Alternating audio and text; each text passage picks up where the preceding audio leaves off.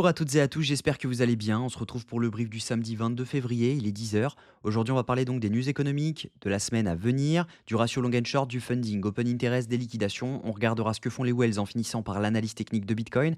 Mais avant ça, on va regarder donc ce qui s'est passé hier. Hier, on a eu le hack de Bybit. Qui se sont fait rect clairement, voilà, 1,5, 1,4 milliard de dollars. Donc ça a accentué vraiment le dump. C'était à prévoir qu'on dump, mais voilà, ça a vraiment accentué le fait que on pose un top juste ici. Donc je vous avais donné cette zone, il y a un petit moment, je vous avais dit que potentiellement on allait revenir donc dans cette zone et derrière pouvoir repartir. Quand on regarde, hein, je l'avais call sur le Discord, hein, juste ici, voilà, c'était le plan de la journée, je vous avais donné ce plan-là. Donc le but étant de juste mèche dans le FVG pour derrière pouvoir repartir et venir chercher la zone OTE. Donc je vous avais donné ce plan, c'est exactement ce qui s'est passé. Malheureusement, voilà, j'avais pas mis d'ordre parce que je pensais rentrer en setup low time frame, chose que j'ai faite. Mais voilà, j'ai pas hold mon trade, j'ai juste simplement je suis sorti à 2,9 R et j'ai pas pu vous call parce qu'on n'a pas eu le setup low time frame que j'attendais. On aurait pu rentrer, là-dessus, mais voilà, j'ai décidé de pas le call parce que, il y avait pas encore eu la news, là-dessus. On avait encore des liquidations à venir prendre, il y avait pas mal de shorts qui s'étaient ouverts.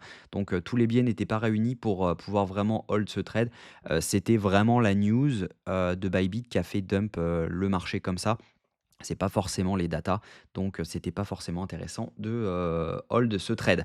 Donc voilà, au niveau, news économique, la semaine prochaine, on va être servi, hein, quand même. On va avoir pas mal de choses. On va avoir donc la confiance des consommateurs, mardi à 16 heures. On aura également le PIB trimestriel, jeudi donc à 14h30, donc ça va être quelque chose d'important également et vendredi à 14h30, on aura le PCE Core, donc c'est l'indice des prix à la consommation des ménages qui a un impact direct sur l'inflation et par conséquent sur, le consensus de la prochaine réunion FOMC. Donc attendez-vous à avoir du mouvement quand même dans la semaine. Au niveau crypto bubble, bon, bah, on a eu un gros dump hier, donc c'était, à prévoir, hein. On a eu un gros dump également sur les cryptos.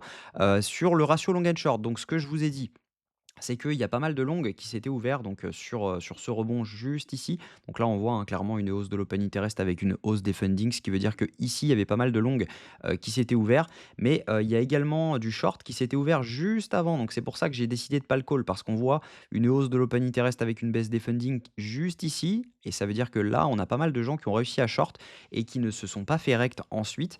Donc, c'est pour ça que j'ai décidé de pas call le setup en low time frame.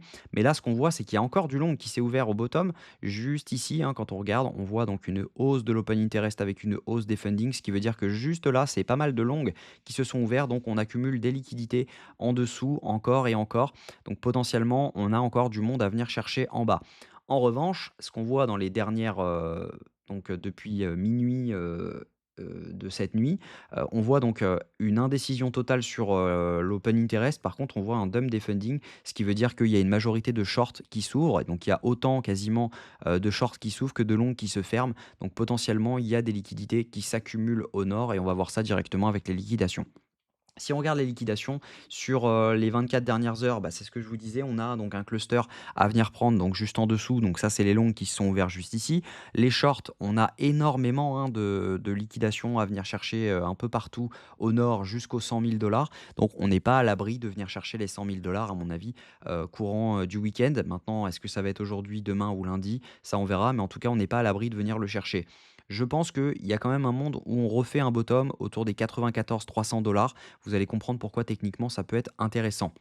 Au niveau, liquidité, bah, on voit que le rebond a été parfaitement, pris par, les ordres donc à 95 000 hein. Il y a pas mal d'ordres qui se sont fait fil et le prix est défendu actuellement autour des 96 400. Donc on voit qu'il y a 661 BTC à la vente juste ici à donc 96 400 et on a également 465 BTC à la vente autour des 96 500. Donc on peut difficilement passer cette zone pour l'instant tant que les ordres sont ici et ne sont pas fil. Mais en tout cas, si jamais ils étaient fil et qu'on garde cette tendance, on pourrait aller un tout petit peu plus haut. Donc, si on regarde également ce que font les whales actuellement sont en train d'accumuler, les micro whales également, alors que les retails, eux, sont en train de vendre. Donc ça, c'est plutôt intéressant parce qu'en général, quand le retails est complètement à l'opposé, on va vraiment dans le sens inverse de ce qu'il est en train de faire. Et ça, c'est plutôt intéressant parce que du coup, on peut continuer potentiellement à monter. Au niveau technique sur Bitcoin, donc on va passer en M15, on est actuellement donc là-dessus. On a dit qu'il y avait énormément de liquidations à venir chercher, donc juste en dessous. On voit quand même qu'on a fait ce rect juste en dessous ici. Donc techniquement, c'est plutôt clean parce que là, on avait un equal low à venir prendre. On voit qu'on a rebondi dans cet order block, mais on a quand même un FVG à venir chercher juste en dessous.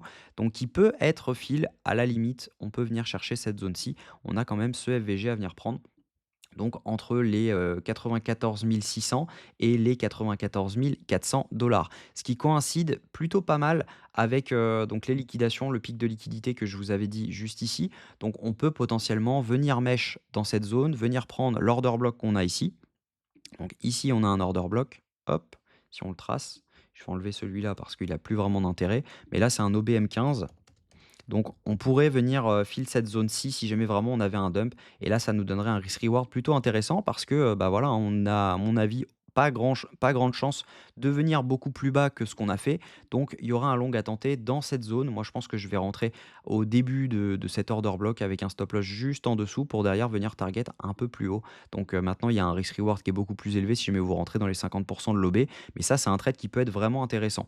Donc on a dit également que on a, pas mal d'ordres à venir prendre juste au-dessus quand on regarde juste là, donc qui devraient, maintenir le prix. En revanche, on voit qu'on a un order block à venir prendre juste au-dessus, donc juste ici.